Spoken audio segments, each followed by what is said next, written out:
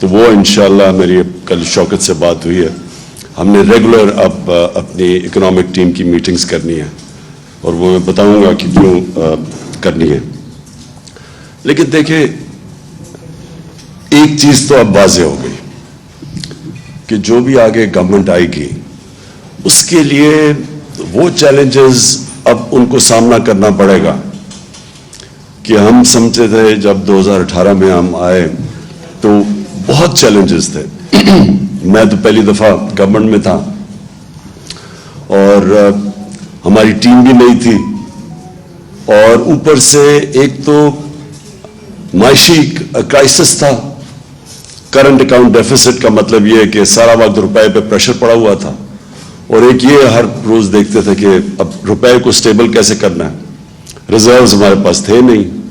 باہر ملکوں نے یہ بالکل اسد نے بات ٹھیک کی کہ جو ہمارے دوست ملک تھے انہوں نے ہمیں بڑے مشکل وقت پہ انہوں نے ہماری مدد کی جس سے تھوڑی سٹیبلٹی آئی. لیکن بڑا ایک ہر روز صبح پریشر ہوتا تھا کہ اب مارکیٹ کیا کہتی ہے کہ روپے اور اگر نیچے نہ گر جائے تو کیا کریں گے.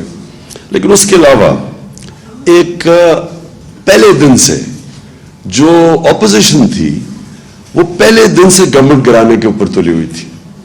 تو جو ابھی اسد نے بھی بات کی کہ دیکھیں کبھی بھی آپ انویسٹمنٹ ایک ملک میں جس کی وجہ سے ویلتھ کریشن ہوتی ہے وہ آ ہی نہیں سکتی جب تک کہ پولیٹیکل انسرٹنٹی ہو. اور وہ پولیٹیکل انسرٹنٹی کریٹ کی گئی ہمارے اگینسٹ پلان کر کے. اور وہ صرف وہ اس لیے نہیں کہ وہ اس لیے نیسسرلی نہیں کہ انہوں نے وہ سمجھتے تھے کہ ان کو پاور میں آنا چاہیے. وہ اس لیے کہ وہ ڈرے ہوئے تھے کہ میں احتساب کروں گا. ان کے اوپر کرپشن کے کیسز تھے. وہ سارا کوشش یہ کر رہے تھے مجھے بلیک میل کرنے کی کہ میں کسی طرح ان کو این آر او دے دوں. اور وہ پہلے دن سے نہ انہوں نے تقریر کرنے دی مجھے. پہلے دن اسمبلی میں نہ وہ تقریر کرنے دیتے تھے، شور مچا دیتے تھے. اور پھر ہر روز وہ کہ آج اکانومی گئی تو کل گئی اور آج گورنمنٹ گئی اور پرسوں گئی. اور پھر وہ فضل الرحمان اپنا دھرنا لے آتا تھا. حالانکہ میں نے اس کو بڑا کہا کہ ہم انٹرٹین کا ہم کوئی روڈ بلاکس نہیں کیے، ہم نے کوئی ایف آئی آرز نہیں کاٹی. میں نے تو اسے آفر کیا تھا کہ ہم تھوڑا کھانا پینا بھی تمہیں دے دیں گے جب تم دھرنا لے کے آؤ گے. اور پھر وہ اور ڈرانے کے لیے بلاول صاحب نے کام پہ ٹانگنے والا ٹور کر دیا گورنمنٹ گرانے کے لیے. کہنے کا مقصد میرا یہ ہے کہ سارا وقت پولیٹیکل انسرٹنٹی کریٹ کی گئی بلیک میل کرنے کے لیے. پارلیمنٹ چلنے نہیں دی.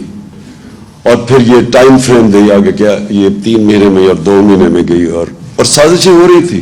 وہ مجھے پوری اس کی رپورٹ تھی. پھر جب وہ کووڈ آیا تو وہ شہباز شریف جو بھاگ گئے تھے نواز شریف کے ساتھ، آپ کو یاد ہوگا کہ انہوں نے گارنٹی کر کے عدالت میں ایفیڈیوٹ دے کے اور وہ باہر بھاگ گئے تھے. تو اس نے آنا ہی نہیں تھا واپس کیونکہ اس کا ایف آئی اے کا کیس تھا. بیٹا پہلے بھاگ گیا تھا. ان کو پتا تھا کہ وہ اوپن اینڈ شٹ کیس ہے. جب کووڈ آیا تو ادھر بھی ایک اپرچونٹی نظر آ گئی کہ اگر عمران خان لاک ڈاؤن لگاتا ہے تو ویسے اکانومی بیٹھ جائے گی، لاک ڈاؤن نہیں نکالتا تو ہاسپٹل بھر جائیں گے. تو وہ ون ون سچویشن تھا. وہ بھاگا واپس آیا، منہ پہ وہ لگا کے کمپیوٹر کے سامنے بیٹھ گیا کہ میں اسپیشلسٹ ہوں، میں آ کے ٹھیک کروں گا ملک کو. اور وہ خاقان عباسی نے اسٹیٹمنٹ بھی دی کہ شہباز شریف کو موقع دو، اس نے ڈینگی کے اندر بڑا اچھا کام کیا تھا. تو وہ ایک 3.5 سال کا بڑا انریچنگ ایکسپیرئنس تھا کیونکہ اتنا چیلنجنگ تھا کہ اس کے اندر میں نے سیکھا بہت کچھ.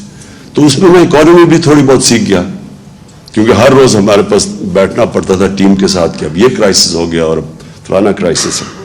تو میں جو چیز سمجھا ہوں وہ یہ کہ ہم نے کبھی بھی اپنے ملک میں سوچا ہی نہیں ویلتھ کریشن کا ایکسپورٹس بڑھا کے. یہ ایسٹ ایشین ٹائیگرز ہمارے سامنے نکل گیا آگے. اور وہ مجھے یاد ہے ہر دوسرے دن آتا تھا کہ میں جی پاکستان کو ایشین ٹائیگر بنا دوں گا، کوئی کہتا تھا. لیکن ایشین ٹائیگر تو بنا تھا ایکسپورٹس بڑھا کے. اور پھر چائنا کی بھی ساری جو گروتھ دیکھی انہوں نے کانسنٹریٹ کر کے ایکسپورٹس بڑھائی تھی. مجھے یاد ہے مہاتر محمد سے میں 20 سال پہلے ملا تو وہ مجھے بتا رہے تھے کہ ہم نے باقاعدہ ایکسپورٹس بڑھانے کے لیے پہلے ہم نے الیکٹرانکس کی اس کو کاٹیج انڈسٹری بنایا, گھروں کے اندر ہم نے چھوٹے چھوٹے اسمبلی پلانٹس لگائے, ادھر سے پھر ہم نے ڈیولپ کر کے آہستہ آہستہ وہ $80 بلین کی ان کی پرائمری ایکسپورٹس تھی پہلے ربر یا ٹن کی, وہ ساری انہوں نے الیکٹرانکس کے پورا انہوں نے اپنی اکانومی اٹھا دی. یا کبھی کسی نے کوشش نہیں کی. اور خاص طور پہ یہ جو پچھلے 5 سال میں ہمارے آنے سے پہلے آپ ذرا دیکھیں تو صحیح, وہ بھی گراف جو شوکت نے دکھایا, وہ ایکسپورٹ اسٹیگننٹ تھی. اور ایکسپورٹس اگر آپ کی بڑھ نہیں رہی تو ملک کیسے آگے بڑھ سکتا ہے؟ اور وہی ہوتا ہے, تھوڑی سی ہماری گروتھ ریٹ اوپر جانے لگتی ہے, کرنٹ اکاؤنٹ کے اوپر پریشر پڑ جاتا ہے, وہ پھر ہمیں IMF کے پاس جانا پڑتا تھا, اور اسی سائیکل پہ ہم پھنسے ہوئے تھے. تو ہم نے آتے ساتھ ہی پھر جب کوشش کی ایکسپورٹس کے اوپر, اور بڑا زور لگایا ایکسپورٹس کے اوپر, اور پہلی دفعہ ایکسپورٹرز کو بلایا, کانسنٹریٹ کیا کہ ہم کیسے ان کی مدد کر سکتے ہیں. باہر بھی گیا میں, جتنے بھی دورے تھے تو میری پوری کوشش ہوتی تھی ہم اپنے ایکسپورٹرز کو ساتھ لے کے جائیں تاکہ ان کی کسی طرح ان کی مدد کریں, کہ اس کے بغیر تو کچھ نہیں ہونا تھا. دوسرا ہمارا اثاثہ اوورسیز پاکستانی ہے, کیونکہ میرا انٹریکشن ان سے بہت زیادہ ہے, اور مجھے انہوں نے سپورٹ جس کو کہتے ہیں فورن فنڈنگ,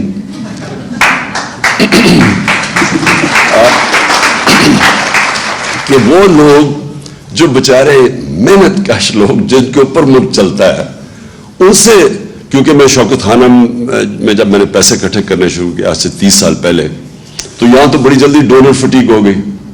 تو میں پھر جدھر پاکستانی تھے دنیا میں, تب سے میرا ان سے ریلیشن شپ ایکچولی میرے پہلے بھی تھی کرکٹ کی وجہ سے, کیونکہ ہم جب کرکٹ باہر کھیلتے تھے تو اوورسیز پاکستانی آ کے سپورٹ کرتے تھے.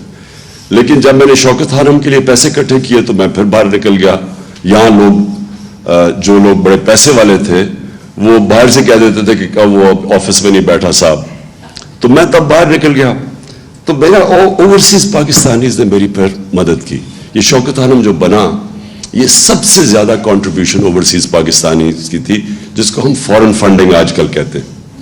اس کے بعد جب میں نے نمل یونیورسٹی میں ان سے پیسے اکٹھے کیے, پھر جب آہستہ آہستہ جب ہماری پارٹی اٹھنے لگی تو سب سے پہلے سپورٹ اوورسیز پاکستانیز نے کی, اور ادھر سے پھر ہم نے پیسہ اکٹھا کیا, جس کا یہ الیکشن کمیشن کے اندر اتنا بڑا ڈرامہ چلا ہوا ہے کہ میں ابھی تک حیران ہوں.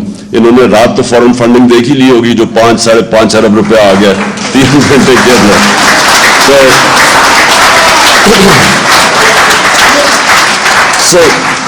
ہم نے میں تب بھی جب میں اوورسیز پاکستانیز کو ملتا رہا تو میں نے ہمیشہ, میرے دل میں یہ تھا کہ ایک دن آئے گا کہ یہ پاکستان کو بیل آؤٹ کریں گے. IMF نہیں کرے گی, فرینڈلی ملک نہیں کریں گے, یہ کریں گے بیل آؤٹ.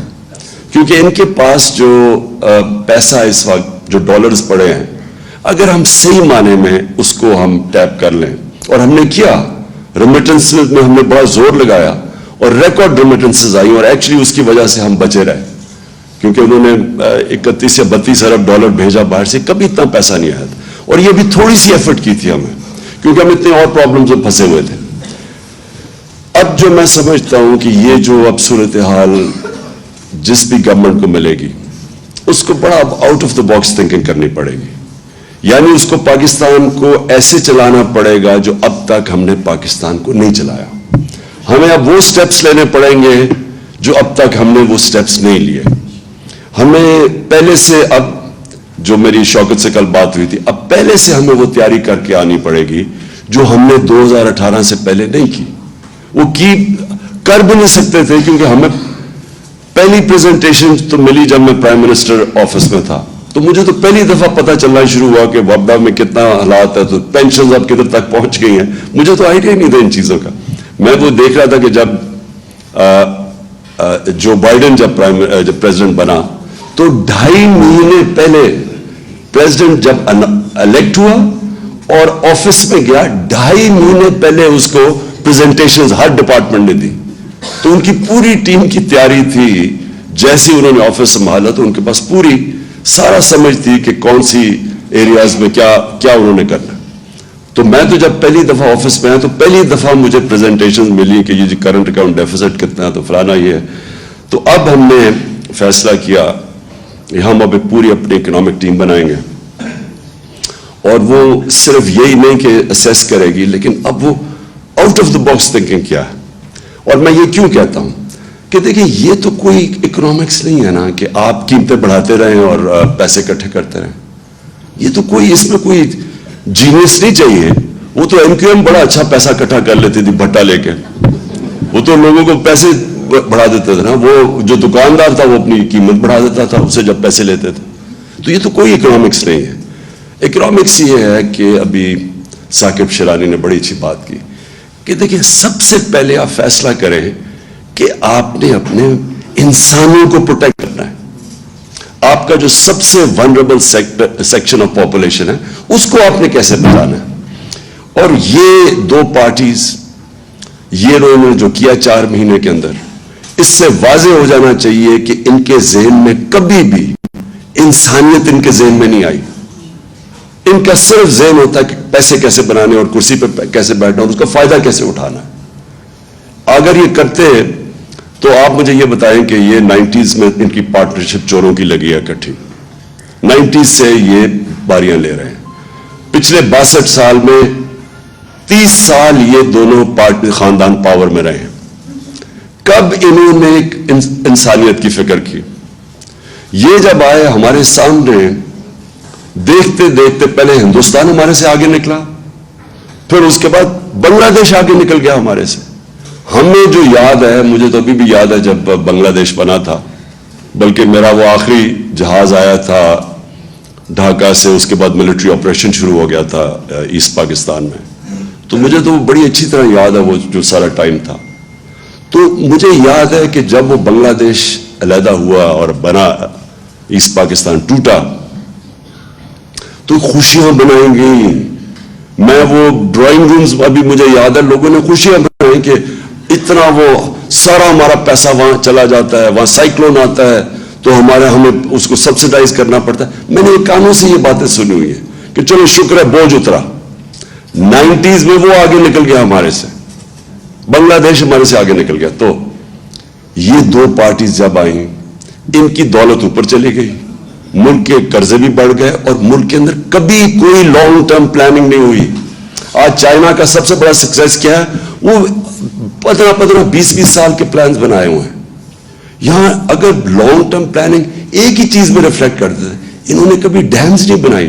انہوں نے یہی نہیں سوچا بجلی بنانے کا کہ ہمیں فیول امپورٹ کرنا. ایکسپورٹس بڑھ نہیں رہی تو ہمیں تو پہلے سے سوچنا چاہیے تھا کہ وہ ہم بجلی اس چیز پہ بنائیں جو ہمیں امپورٹڈ فیول پہ نہ ہو. کوئی لانگ کلائمیٹ چینج، اب آج دیکھیں کلائمیٹ چینج اتنی بڑی چیز ہے. میں نے جب 2013 میں ہم نے مل کے شروع کیا یہ بلین ٹری سونامی پختونخوا کے اندر، تو 2 سال تو یہ مذاق اڑاتے رہے ہمارا.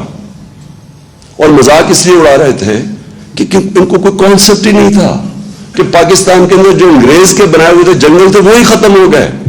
ہم بچپن میں جایا کرتا تھا اپنے بڑوں کے ساتھ شکار پہ، تو یہ بڑے بڑے جنگل تھے، چھانگا مانگا، کندیاں، میاں والی میں، یہ چیچا وتی میں بڑے جنگل تھے، وہ انگریز کے بنائے ہوئے. یہ چھوڑے کہ انہوں نے کچھ جنگل خود اگانے تھے وہ بھی ختم کر دیے. تو کوئی کانسیپٹ ہی کسی کو نہیں تھا کہ موسم گرم ہو رہا ہے. پاکستان 10 ملکوں میں سے ہے جو سب سے زیادہ ولنریبل ہے کلائمیٹ چینج پہ. کبھی کوئی کانسیپٹ نہیں تھا، کوئی لانگ ٹرم پلاننگ ہی نہیں تھی ان کی. اور پھر جب کووڈ آیا، میں ادھر سے شروع کریں، جب شہباز شریف آیا اور اس نے منہ پہ وہ لگا کے اور کمپیوٹر پہ بیٹھ گیا، انہوں نے کیا کیا؟ سب سے پہلے انہوں نے شور مچا دیا کہ عمران کو لاک ڈاؤن کرو پاکستان کا. ان کی سب کی سٹیٹمنٹس ہیں کہ عمران خان کے اوپر FIR کاٹ دو، یہ لاک ڈاؤن نہیں کر رہا. ان کی اسمبلی میں سٹیٹمنٹس ہیں.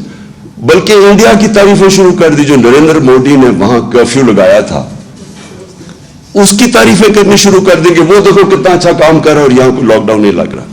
کیونکہ انہوں نے کبھی غریب کا سوچا ہی نہیں ہے. میں بار بار ان سے پوچھوں کہ مجھے یہ بتاؤ کہ وہ دہاڑی دار کا کیا بنے گا. یہ اصل وہ NCOC میں تب یہ تھا. تو ہماری کیا آرگیومنٹس، کیا ہم ڈسکشن ہوتی تھی؟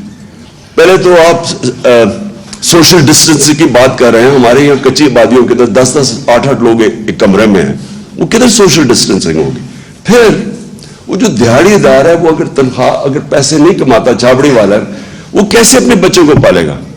میں کہتا رہا نہ لاک ڈاؤن لگاؤ، بلکہ पार्शियल लॉकडाउन लगाओ, वो सिंध में वो मुराद अली शाह ने वहां लॉकडाउन लगा दिया, और 2 हफ्ते के बाद कोई गाड़ी जाती थी गरीब इलाकों में, अटैक हो जाता था उसके ऊपर, भूखे लोग थे सारे। उसने फिर डर के फिर मेरे कंधे पे बंदूक चलाई, उसने कहा अच्छा अब आप कह रहे हो तो हम लॉकडाउन उठा रहे हैं, क्योंकि वो डरा हुआ था कि अगर वो हॉस्पिटल में ज्यादा लोग आ गए तो फिर मेरे ऊपर वो ब्लेम करेगा। लेकिन मैं सिर्फ इसे एक मेंटल एटीट्यूड आपकी बताना चाहता हूं कि इनके कभी भी ज़हन में आम आदमी नहीं था, इन्होंने सोचा ही नहीं कि आम आदमी कैसे गुजारा करेगा, दिहाड़ीदार है, ये है, कितने लोग हैं। हमारा जो लेबर है वो ज्यादातर तो इनफॉर्मल सेक्टर में है, उसकी तो कोई रजिस्ट्रेशन ही नहीं है, तो आप कैसे उनकी मदद करेंगे। इसलिए मुझे कहते जी वो देखो चाइना ने क्या किया था, वुहान सिटी में जब चाइना ने लॉकडाउन लगाया था, एक एक घर पे खाना पहुंचाया था उन्होंने, तो हमारे पास तो था ही नहीं। तो लिहाजा जब हम उस सारी चीज से निकले, मेरा ईमान अल्लाह में है कि वो हमेशा जब एक गरीब की आवाज भी सुनता है, उसकी दवा भी सुनता है, उसकी तकलीफ भी सुनता है। वो जब आप अपने लोगों को क्रश करते हैं, सोचते नहीं है अब IMF ये कह रहा है तो चलो ये कर दो।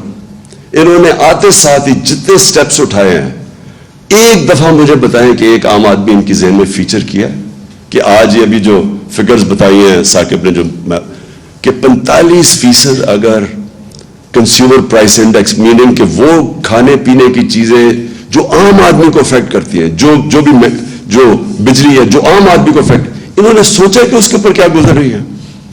ये सिर्फ और सिर्फ सोच रहे हैं अपनी, सिर्फ मैं आपको आज बताता हूं क्या सोच रहे हैं। इन्होंने NRO कैसे लेना है, अपनी करप्शन केसेस कैसे खत्म करने हैं, इन्होंने कैसे अब आप मार्केट में चले जाएं, इनके वजीर लगे हुए पैसे बनाने के लिए, इनको कोई फिक्र नहीं है, इनके ज़हन में भी नहीं आ रहा कि आम आदमी के ऊपर आज क्या गुजरेगी जो इन्फ्लेशन है। सब मैं ये करता हूं, हमारे जो अब चैलेंजेस हैं, बड़े चैलेंजेस हो गए हैं पाकिस्तान के लिए, जो अब हमें सोचना होगा कि हमने अब कैसे क्या स्टेप्स लेने हैं। इंशाल्लाह अगर हमारी हुकूमत आती है तो वो हमें वो स्टेप्स लेने पड़ेंगे जो आज तक पाकिस्तान में किसी ने नहीं लिए। वो वाकई वो बड़े फैसले करने पड़ेंगे जो अभी तक हम नहीं करते। हम किसी ना किसी अपनी गवर्नमेंट्स बचाने के लिए पीछे हट जाते हैं। वो जो फैसले हैं उसमें जो सबसे नंबर 1 जो फीचर करेगा कि हमने कैसे प्रोटेक्ट करना है अपने ये वल्नरेबल लोगों को, ये इसको हम प्रायोरिटी बनाएंगे। उसके बाद डेवलप करेंगे अपने बाकी सारे प्लान्स। और मैं जो समझता हूं कि जो आगे फीचर करेगा, जो सबसे बड़े हमें इस मुल्क को निकालेगा, अब जो आगे क्राइसिस आ रहा है उसमें हमारे ओवरसीज पाकिस्तानी हैं। ये वो लोग हैं, अगर हम सही माने में, और हम डिवाइस कर रहे हैं, अभी से हमने प्लानिंग शुरू की है कि हम कैसे उनको इन्वेस्टमेंट यहां करवाएं अपने मुल्क में, क्या चीज, क्योंकि इन्वेस्टमेंट का सबसे बड़ा प्रॉब्लम पाकिस्तान में क्यों हमारे दौर में हमने, और हो बल्कि इन्वेस्टमेंट आ रही थी लेकिन रुकावट क्या थी कि जी अब गवर्नमेंट जा रही है तो 2 हफ्ते में जा रही है, 3 हफ्ते में जा रही है, अब धरना है। उसकी वजह से एक अनसर्टेनिटी क्रिएट की हुई थी। तो पॉलिटिकल स्टेबिलिटी सबसे पहले बहुत जरूरी है, और उसके बाद ओवरसीज पाकिस्तानी हमारी प्रायोरिटी होनी चाहिए कि उनको हम कैसे ड्रॉ कर सकते हैं कि जो हमारा करंट अकाउंट डेफिसिट बढ़ जाता है, इसको हम कैसे उस इंटरम पीरियड में कवर करें। मैंने 2 बड़े प्रोजेक्ट सोचे थे और दोनों ओवरसीज पाकिस्तानी इसके लिए थे। एक अभी जो रावी सिटी, एक नया शहर, क्योंकि वो सबसे ज्यादा उसमें ओवरसीज पाकिस्तानी का इंटरेस्ट था। दूसरा एक बंडल आइलैंड है कराची में, बिल्कुल वो पड़ा हुआ है ऐसे ही, सारा सीवरेज जा रहा है, यानी कोई बेकार जगह है। उधर से हमने पूरी प्लानिंग कर ली, बड़े इन्वेस्टर्स आ रहे थे, दुबई से बड़े कंसोर्शियम्स आ रहे थे उसके अंदर इन्वेस्ट करने, दोनों सैबोटाज किए गए। बंडल आइलैंड हम काम शुरू करने लगे, सिंध गवर्नमेंट ने NOC विड्रॉ कर लिया। यहां जो रावी सिटी थी, इसमें हमें बड़े बड़े इन्वेस्टर्स आ रहे थे, बिलियंस ऑफ डॉलर्स आ रहे थे हमारी इन्वेस्टमेंट के लिए। 11 महीने एक जज ने स्टे ऑर्डर दे दिया, रोक दिया प्रोजेक्ट उसने, 11 महीने। और हमें पता है किधर से प्रेशर था, प्रेशर सारा ये हाउसिंग सोसाइटीज का था जो एक बहुत बड़ा माफिया बन गया। उन्हें पता था कि अगर नया पूरा शहर ऊपर चला जाए, मॉडर्न सिटी बन जाए, तो ये जो रियल एस्टेट, ये जो सारा इस वक्त बहुत बड़ा स्कैम भी है इसके अंदर, उनको डर था कि वो रुक जाएंगे, उनकी प्रॉपर्टीज यानी लोग इधर इन्वेस्ट करेंगे। उन्होंने सब 11 महीने स्टे ऑर्डर, और मैं इसलिए कह रहा हूं कि उसके अंदर हमारे पास बिलियंस ऑफ डॉलर्स आ जा रहे थे जो कवर कर देते ये जो कमोडिटी सुपर साइकिल कोरोना की वजह से सारी दुनिया में आया हुआ था। मेरा ख्याल था कि हम वो गैप तब तक कवर कर, हम राइड कर देंगे पीरियड जबकि ये कमोडिटी सुपर साइकिल नीचे जाएगा। तो मैं वो अनफॉर्चुनेटली उन्होंने सैबोटाज किया, लेकिन मैं अभी भी सोचता था कि हमने ये ना साजिश के तहत हमें हटाते तो हम उसको इस तरह राइड करते, क्योंकि अभी भी वो रूडा चल पड़ा था तब, तो उसमें हमारे पास पैसे आ जा रहे थे। तो आखिर में मैं समझता हूं कि इंशाअल्लाह ये तरीका जो आने वाला वक्त है इसमें हमें नंबर 1 अपने आम आदमी की अब बचाना है उसको। ये जो महंगाई आ रही है और उसके बाद ये जो इफेक्ट्स बदकिस्मती से आएंगे फ्लड्स की वजह से, तो हमने उसको प्रोटेक्ट कैसे करना है, उसके लिए भी out of the box thinking हमें करनी पड़ेगी। और जो प्रॉब्लम्स आएंगे और जो हमारे करेंसी के ऊपर प्रेशर पड़ेंगे, वो इंशाल्लाह हम अब डिवाइस कर रहे हैं तरीके कि कैसे हम ओवरसीज पाकिस्तानीज को इन्वेस्टमेंट करवाएंगे पाकिस्तान में, उनके लिए भी विन विन सिचुएशन हो और हमारे मुल्क को भी ये मुश्किल वक्त से निकाल दें। शुक्रिया जी।